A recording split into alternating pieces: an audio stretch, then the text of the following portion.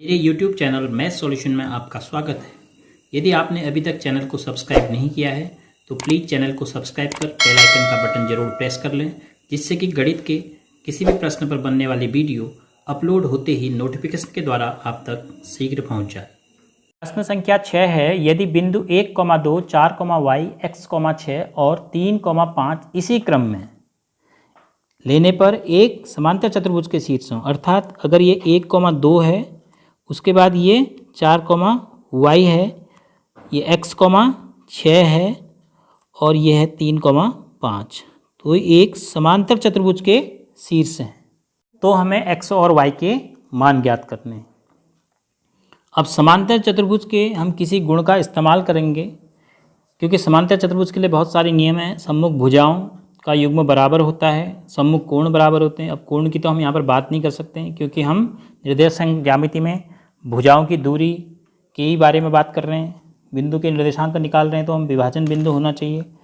तो यहाँ पर हम यदि विकर्णों की बात करें, समांतर चतुर्भुज के दो विकर्णों को अगर हम खींचेंगे तो ये समांतर चतुर्भुज के अंदर ही एक बिंदु पर एक दूसरे को कैसे प्रतिच्छेद करते हैं, यह एक नियम है कि ये दोनों विकर्ण एक दूसरे को समद्विभाजित करते हैं। अर्थात यदि बिंदु O पर दोनों ने एक दूसरे को प्रतिच्छेद किया है, तो अगर मैं इस समांतर चतुर्भुज का नाम दे देता हूँ ABC और D, तो विकर्ण AC का मध्य बिंदु होगा O और विकर्ण BD का भी मध्य बिंदु O ही होगा। अर्थात O जो है अगर आप यहाँ से प्राप्त करते हो और BD से प्राप्त करते हो तो एक ही बिंदु आना चाहिए। अब निर्देशांक ज्यामिति में एक ही बिंदु का मतलब क्या है? अगर वो बिंदु एक ही है तो उसके निर्देशांक बराबर होने चाहिए।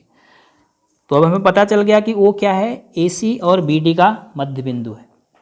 अब आप लिखेंगे चूंकि ABCD एक समांतर चतुर्भुज है, समांतर चतुर्भुज है, इसीलिए बिंदु O विकर्ण AC और BD दोनों का मध्य बिंदु है। दोनों का मध्य बिंदु है। क्यों दोनों का मध्य बिंदु होगा? क्योंकि विकर्ण एक दूसरे को परस्पर समद्विभाजित करते हैं समांतर चतुर्भुज में। तो अब हम O के निर्देशांक AC की मदद से निकाल लेते हैं। तो O के निर्देशांक ज्ञात कर लेते हैं AC का मध्य बिंदु मानते हुए। पहले हमने AC का मध्य बिंदु माना, तो O के निर्देशांक हमें क्या मिले, x1 धन x2 बट्टे 2, y1 धन y2 बट्टे 2, ये निर्देशांक होते हैं मध्य बिंदु के। तो हम x1 O के लिए हमें देखना है A और C को, तो 1 धन x बट्टे 2, 2 धन 6 बटे 2, तो बराबर क्या मिला, 1 धन x तो हम जोड़ नहीं सकते हैं, इसको ऐसे ही छोड़ देते हैं। 1 धन x बट्टे 2, 6 2 8 बट्टे 2 बराबर 4। अब O के निर्देशांक बिंदु एक ही है और दो तरीके से, क्योंकि वो मध्य बिंदु किसका है, AC का भी BD का भी, इसलिए हम दो तरीके से उसके निर्देशांक निकाल सकते हैं। तो BD का मध्य बिंदु मानते हुए अब O के निर्देशांक निकाल रहे हैं।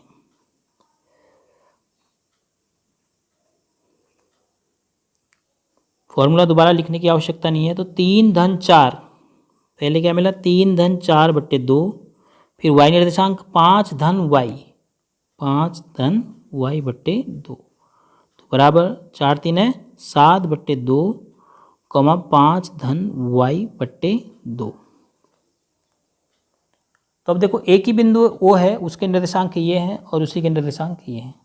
अब चूंकि 1 धन x बट्टे 2, 4 यह बिंदु और 7 बट्टे 2, 5 धन y बट्टे 2 ये दोनों एक ही बिंदु हैं, बराबर हैं,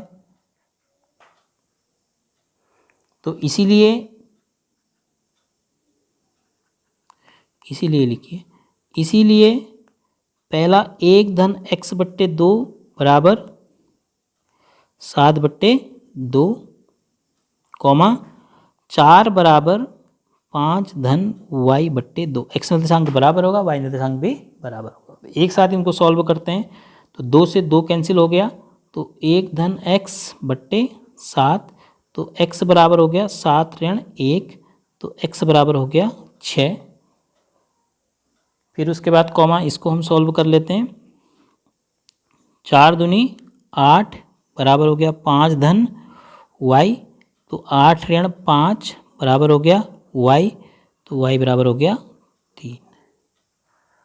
तो जो हमें प्राप्त करना था x और y का मान प्राप्त करना था, तो हम प्राप्त कर चुके हैं। तो x बराबर 3, y बराबर x बराबर 6, x बराबर 6 है और y बराबर 3, ये हमारा आंसर हो गया।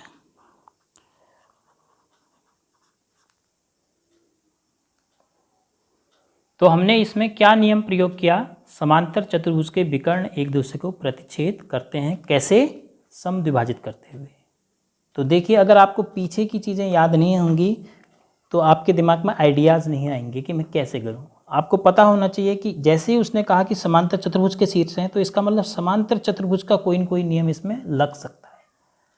तो समांतर चतुर्भुज का एक सिंपल सा नियम है कि विकर्ण एक दूसरे को परस्पर समद्विभाजित करते हैं, विकर्ण एक दूसरे को परस्पर समद्विभाजित करते हैं। उसी नियम के आधार पर हमने कहा कि जो बिंदु O है वो इसका भी मध्य बिंदु है और इसका भी मध्य बिंदु है। अब मैंने देखा कि इसके भी निर्देशांक पता है, इसके भी निर्देशांक पता है, और इसके निर्देशांक में कुछ अननोन है और इनके निर्देशांक में भी कुछ अननोन है, लेकिन O के निर्देशांक दोनों तरीके से निकाले और दोनों को बराबर रख दिया O के निर्देशांकों को, तो हमें x और y के मान आसानी से प्राप्त